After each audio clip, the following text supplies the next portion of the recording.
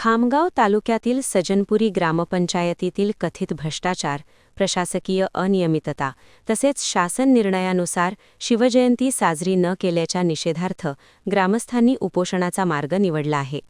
तक्रारदार सोनू सीताराम कोशल व सजनपुरी येथील ग्रामस्थांच्या वतीने दिलेल्या निवेदनात नमूद करण्यात आले आहे की दिनांक 19 फेब्रुवारी 2026 रोजी शासन निर्णयानुसार ग्रामपंचायत सजनपुरी येथे शिवजयंती साजरी करण्यात आली नाही.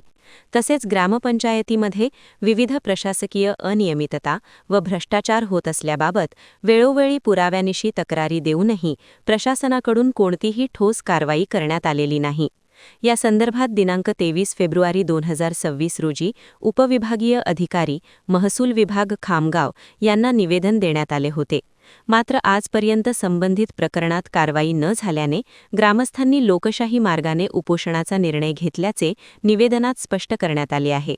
दरम्यान उपोषणकर्त्यांनी प्रशासनासमोर 7 प्रमुख मागण्या मांडल्या आहेत. त्यामध्ये जानेवारी 2023 पासून आजपर्यंत ग्रामपंचायत सजनपुरी येथे झालेल्या कामांतील कथित भ्रष्टाचाराची चौकशी करणे, मेरी पंचायत ॲपवरून संबंधित महिलांची नावे वगळून त्यांच्या नावावर झालेल्या आर्थिक व्यवहारांची चौकशी करणे, तक्रारदारास धमकी देणाऱ्या संबंधितांवर फौजदारी कारवाई करणे, तसेच शासन निर्णयानुसार शिवजयंती साजरी न करता बनावट फोटो सादर केल्याच्या प्रकरणी ग्रामसेवकावर विभागीय चौकशी करण्याची मागणी करण्यात आली आहे.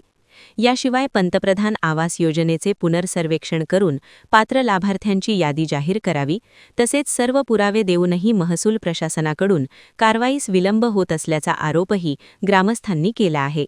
जोपर्यंत दोषींवर गुन्हे दाखल करून अपात्रतेची व निलंबनाची कारवाई होत नाही तोपर्यंत उपोषण मागे घेणार नाही, असा इशाराही उपोषणकर्त्यांनी प्रशासनाला दिला आहे. सजनपुरी खामगाव ग्रामपंचायतीमध्ये शिवजयंती साजरी झालेली नाही याचे सगळे ठोकपुरावे मी एसडीओ कार्यालयामध्ये जमा केलेले आहे. आपला गट विकास अधिकारी साहेब यांच्याकडे पण पुरावे दिलेले आहे. मेरी पंचायत ॲप काही महिलांचे बिनविचारता नाव घेण्यात आलेले आहे, तरी त्या प्रश्नाची पूर्ण चौकशी करून दोषींवर कारवाई करण्यात यावी. ग्रामसेवक आणि सरपंचावर तरीही याच्यामध्ये ग्रामसेवक, सरपंच, शिपाई यांना निलंबित करण्यात यावे, याच मागणीसाठी माझं उपोषण आहे.